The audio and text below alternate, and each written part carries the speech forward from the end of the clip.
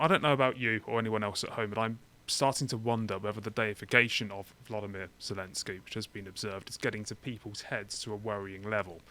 I'll leave that idea to Seston for now and instead begin with a short update on what happened yesterday, because the war, to say the least, has been a lot more taxing for Russia than the Russians expected. They're resorting to yet more aggressive tactics to obviously get Ukraine to surrender, as shown by their bombing of a hospital in Mariupol yesterday. At least if we scroll down, at least 17 people have been wounded, including women in labour and staff, according to Ukrainian authorities. The city council said the damage was colossal. Sergei Lavrov has since... who is the Russian foreign minister. Has since dismissed this as fake news, saying that the hospital was actually a radical military unit or something like that, but I'll leave that to our viewers to... assess. The various humanitarian corridors that Russia and Ukraine agreed to open up have been broken several times too. And this is quite controversial, isn't it? Because this has been tried several times now, and there are claims on both sides that it's the other side that's responsible for their failure. Some civilians have managed to get out, more than I think the media may be letting off at the moment. We are speculating to a degree. So there was footage of a convoy arriving in Zaporizhia, which is in the centre of southern Ukraine, from these areas. So there are some humanitarian corridors which are working.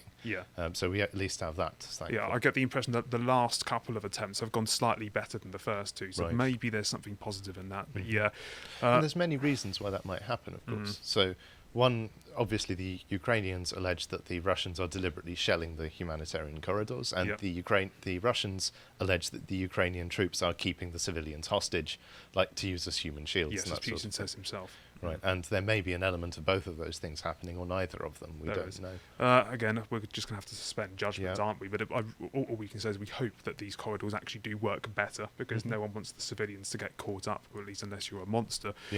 As you can see, for days, attempts to create corridors to safely evacuate have stumbled. But if we move on to Vladimir Zelensky's response to the increasing aggression from Russia, rather frighteningly, he seems to be resorting to propagating the idea that we shouldn't worry about the consequences of engaging in conflict with Russia, because World War III is destined to happen anyway, or at least that's what seems to be implied in this statement here. This is a narrative which we've heard as well from the Lithuanian Premier, I believe, who came out recently saying World War III has already started. That we could really do without this, because it has not. And the constant World War II comparisons are not blooming helping, because it's not the same person that we're dealing with, it's not the same regime that we're dealing with, and most limit importantly of all, we're talking about very, very different military capacities here, which makes the geopolitical affair completely different and incomparable. So stop it, for crying out loud. Yeah, it is rather a damning indictment of the education system that everyone immediately jumps on the World War II comparison. I think there are better examples out there, and the Finland analogy is at least a little more subtle and interesting. Well, as we know, Vladimir Zelensky made a speech to the UK Parliament at 5 p.m. on Monday, and he pleaded for more help, of course. He was very, very grateful to what the British have done, but nonetheless, as he said in the House of Commons, we will not give up, we will not lose, we will fight to the end in the sea, in the air, we will fight for our land, whatever the costs.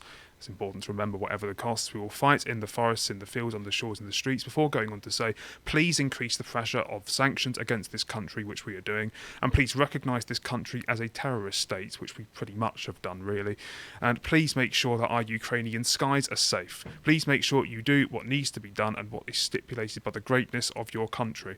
And by asking for the skies to be safe, he is, of course, asking for a no-fly zone to be implemented in the west side of Ukraine, which would protect Kiev.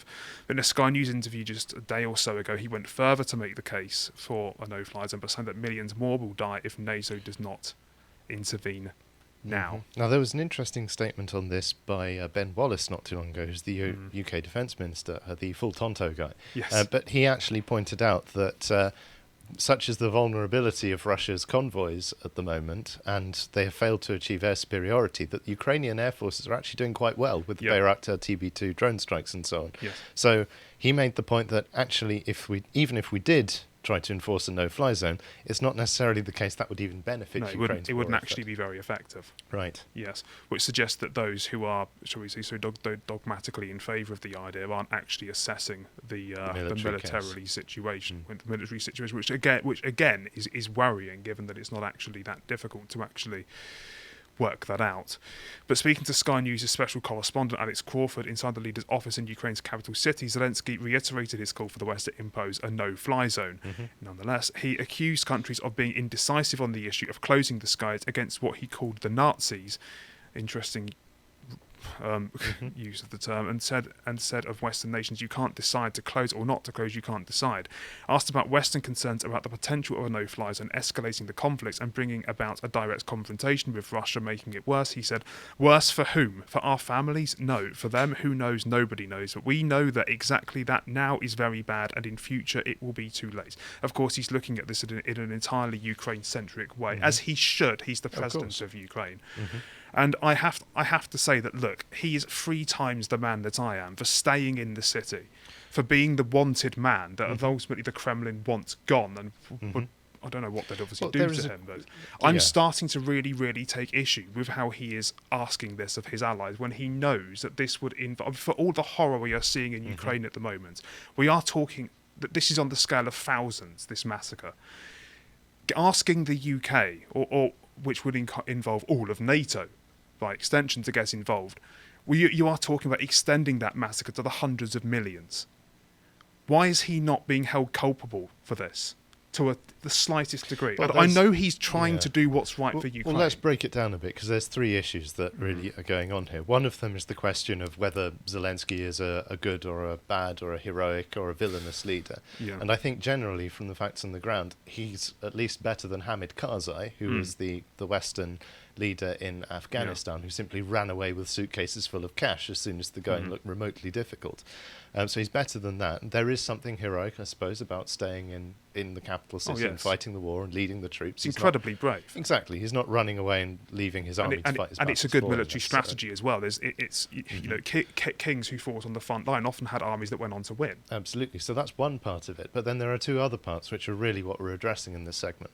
One of them is the deification of Zelensky by our media. Quite. And I do feel like what they have done is they've placed the white hat on Zelensky. He is the protagonist. He is the good guy. He can do no wrong. And they have conversely placed the black hat on Putin, in that he is the villain, and he is a madman, and he cannot be reasoned with, and so on. And unfortunately, this simple sort of football game narrative is something we really take issue with here. Because we, regardless of the facts on the ground, we are very sceptical in all of our coverage of these mainstream media fabricated narratives, because we believe they lead to bad judgments, bad appraisal of the situation, and ultimately catastrophic decisions. And then the final aspect of it is the rhetoric of Volodymyr Zelensky. Yes, you can understand why he wants other nations to get involved. He does not want to be fighting this war on his own as Ukraine. No, of course not. He does not want to be seen by his people as doing anything less than his utmost to try to bring allies directly into the conflict. So from that element, you can understand it. However, it still has the capacity, when combined with the deification of him by the media, to escalate, and that's I think and when he says things like the World War will start and only then you will make a no-fly zone, but it will be too late, he is presupposing something that has not yet happened. There is a diplomatic way out of this, but I'm afraid to say, if Putin has gone full Tonto, which it does, given that he seems to be just making up his reasons as he goes along at this point for why he wants to occupy all of Ukraine. Let's just assume, yes, okay. Could you not make an equal case that Zelensky is full Tonto, in the sense that he has got his own red flags or red lines that he's sustaining without respect to the consequences to the rest of the world that could extend to the rest of the world beyond Ukraine? When you have 2 leaders in full Tonto mode, there's only one outcome there. And I'm not even going to say what that is, because it's so obvious. But it's an insane thing to say from Zelensky at this point. I mean, I must say, at least from the Russian negotiating position, presumably because the war has not been going as well for them as they may have expected, their criteria have retreated somewhat from the initial standpoint. Yes. So some of the key demands for demilitarization and denazification of Ukraine have dropped, which is one of the 3 things that they demanded. So that's an implication that the war's not going too well for them. No. But that also implies that there is a universe in which they will accept a diplomatic resolution with relatively minor de facto concessions from Ukraine, which would seemingly be a good thing for the Ukrainian people. But of course, it's for them to decide. It is, and they are in high-level talks at present about these things, and of course we're very much hoping that something positive comes out of this. Well, we are, but it's possible that there are some in the West who would rather the conflict were prolonged. Of that I've no doubt. But thankfully the NATO powers for now have continued to hold the line on the matter of the no-fly zone. The first was from the Secretary of State Antony Blinken, so if we get this, the next clip up here. Speaking in Washington, he warned against implementing a no-fly zone in Ukraine, as it would bring NATO directly into conflict with Russia, which yes, absolutely it would. And thankfully, Liz Truss followed suit, saying that a no-fly zone would lead to a direct confrontation between NATO and Russia. So that's very much, he's peddling the same line. Yep, that's absolutely true. Yeah, but anyway, the idea of a no-fly zone is a very artificial and recent propaganda concept, a bit like a surgical strike. What it literally means is shooting down all of someone's planes, but pretending you're not at war with them. So the people in power seem to be, shall we say, well advised at this point, but that can't be said for those who are buying into the deified Zelensky myth. No-fly zones work with, to be blunt, backwards North African and Arabian nations that don't have a conventional military and cannot face up to the overwhelming air power of NATO. They would not work with Russia. No. But Zelensky is, of course, very much setting the dogmatic mood of what you could say is the centrist liberal response, which is to join in with perpetuating this idea that we're already in a world war situation and that we have nothing to lose from intervening, which again is insane. Like the catastrophizing that we experienced with COVID, again from the media? Yes. Where and there were points in the Cold War, like with Vietnam in particular, where this argument was probably being made, but didn't spread on the scale that we're seeing because we have media. Twitter nowadays. Yes, because we're in the age of social mainly media. Twitter, and Twitter is phenomenal for taking a situation and just agitating everyone into a state of the most extreme, short-sighted frenzy. I mean, if we move on to the Ukraine member of Parliament, who is, I believe, Kira Rudik, I mean, this response is, of course, reasonable, given that she is, of course, acting on Ukrainian interests, saying that, look, we need a no-fly zone. Vinnytsia is a peaceful city in southwestern Ukraine. No one deserves what is happening here. But I should point out that 8 cruise missiles from the Black Sea hit Vinnytsia airport, and an airport is a military facility in times of war. Yes, it is. So it's not as indiscriminate as has been. It's not the same thing as bombing a hospital. No, it's not. That's a very important point to make.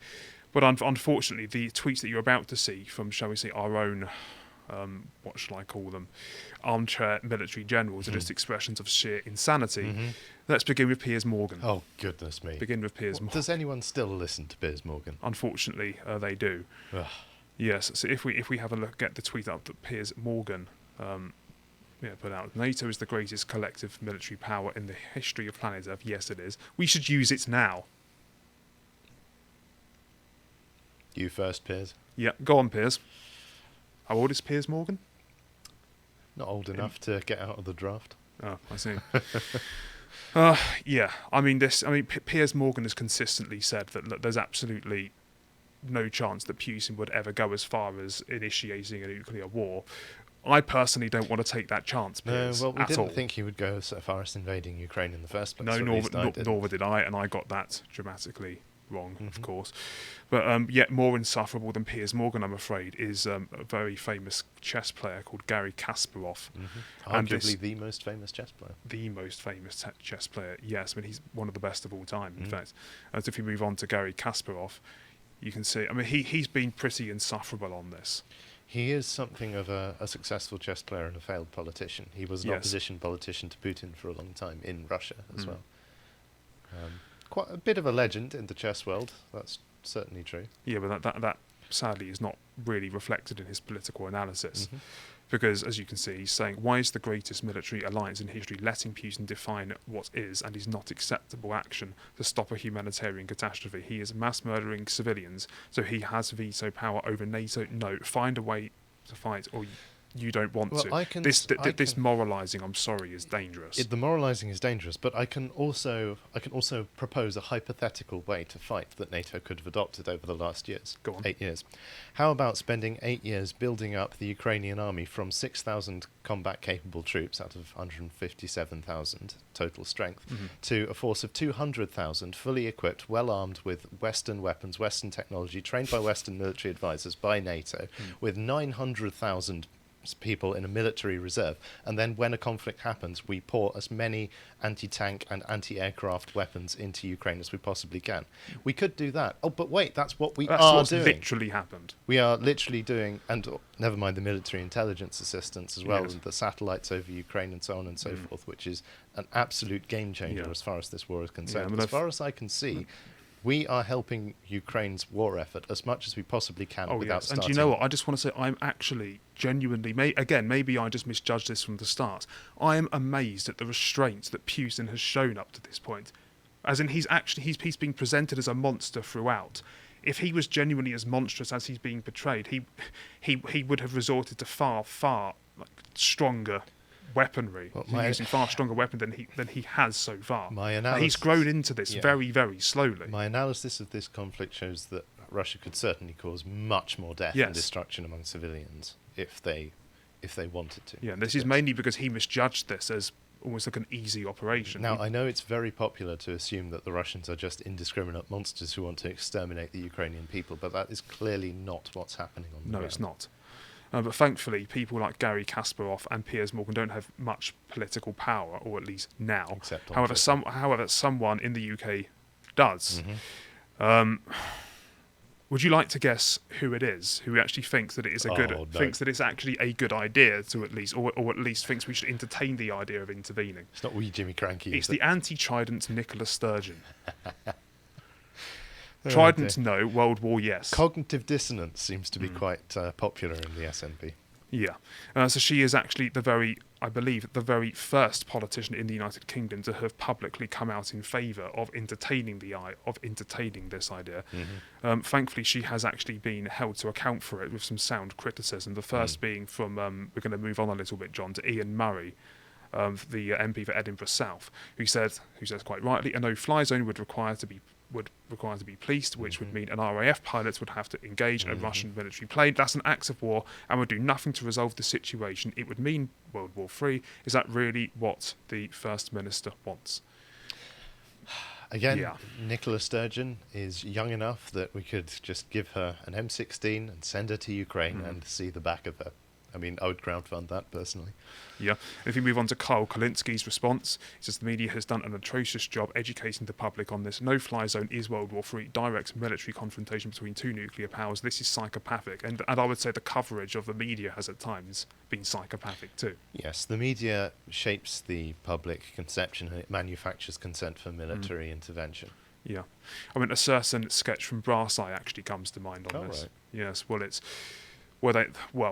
it's perhaps I should have included it in this segment for a little bit of a joke, but funny enough, Alex Salmond actually came out against the idea as well. Even though we have to again consider this with an open mind, given that he was until very recently Alex an Salmond employee is probably of Russia my today. favourite Scottish nationalist. Probably, yeah. We don't exactly have the glory of choice, do we? But he says, thus keeping an open mind on enforcing a no-fly zone is contemplating direct armed conflicts between nuclear powers. Nicola should reflect. Yes.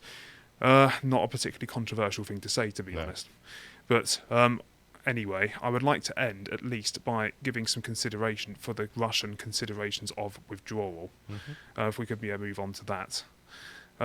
Of course, I believe the demands from Russia were to have Crimea recognised, Crimea, Luhansk, and the Donetsk regions recognised as breakaway states. Yeah, that also the demilitarisation and denazification of Ukraine, and finally, and the confirmation of its permanent neutrality. on the NATO question. Would you be able to explain what's wrong with that idea? Not in a short amount of time. We'll leave that for another segment then, perhaps. But nonetheless, it's actually, in short, I think more of a. I didn't actually expect this to be Russia's position. It seems that they've actually made, or at least steps to more concessions than I anticipated. By dropping the upfront demand for demilitarisation and denazification, they're signalling a significant concession from their original position. Yes. Now, it may be that they're just adopting that position in order to divide their opponents, but it also could be signs that... They didn't even mention the withdrawal of troops from the Baltics either, which is a huge concession. So that suggests to me that they're actually willing to talk more than perhaps the media is giving out at present, and that's a good sign. But I'm afraid, as we know now, Ukraine stonewalled this, in effect. And I'm very, very worried that the more that Zelensky digs his heels in about his own... Well, the real sticking point for Ukraine is the recognition of Donetsk, Luhansk and Crimea, because as far as they're concerned, that's sovereign Ukrainian territory, and they have been fighting an 8-year war to try in Donetsk and Luhansk to try and seize those areas. Yeah. And fundamentally, particularly the nationalist and extreme elements in Ukraine are not going to be happy with any conciliation or concession on those points. Yeah, I mean, they're just basically asking Russia to completely capitulate, go home and act like this didn't happen, and that's not going to happen. The only way we're going to get out of this, I'm afraid to say, and some viewers will find this utterly repugnant, is you're going to have to give concessions to Vladimir Putin. And that, I'm afraid, is going to entail coming up with a better idea than he must just fail. Because this is only going to increase the escalation. This is just me trying to solve a very difficult problem. No, I'm not approaching this as an idealist. I think the thing which people don't realise is that if Putin goes home with nothing, with his tail between his legs, then he will probably be eaten alive by parts of his power base. So he can't do. If Zelensky accepted that proposition, in short, he would come back looking like he was victorious to some degree, and Ukraine would still. Would still have the territories that are committed to its European identity. The really important thing, I suppose, is that if Ukraine were to accept those terms, then there would be very little de facto change in the borders, because these areas have been outside of the control of the Ukrainian state for 8 years. But that ties into a whole broad geopolitical discussion, which we don't have time for today. If you appreciated that segment from the podcast The Lotus Eaters, you can go to lotuseaters.com to get access to all the premium content we have on the site, such as this contemplation series by Josh and John here on a country profile on, very topical, Ukraine, of course. And if you want to find out what else Josh is up to, you can follow him at Getter at @Josh_firm. Thank you and goodbye.